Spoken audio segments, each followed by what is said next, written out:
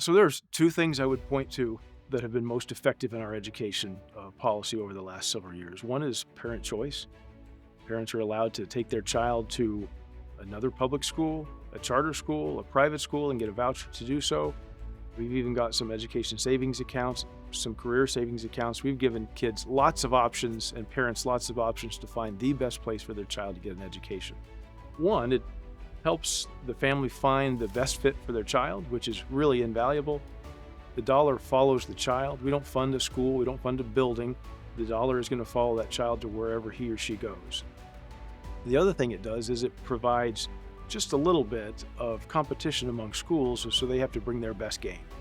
And we want that edge there. We want schools to think we've got to provide a good product so we can attract kids.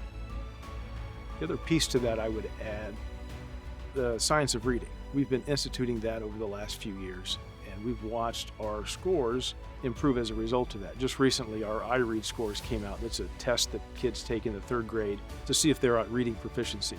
They jumped up 5 percentage points, largest jump we've ever had, and the science of reading has just been recently instituted, so it's clearly had a positive effect. In some of our more challenging schools, that jump was 10%. Could not be more excited about that for some of those kids that are in neighborhoods that are maybe a little more challenged than others. And so between the two of those things, I think we are really beginning to move the ball forward. And I point to one other statistic that I think is relevant. The NAEP score is something referred to frequently as the nation's report card. It's a test that's given every 2 years. It's given to fourth graders and eighth graders, and it's for math and reading.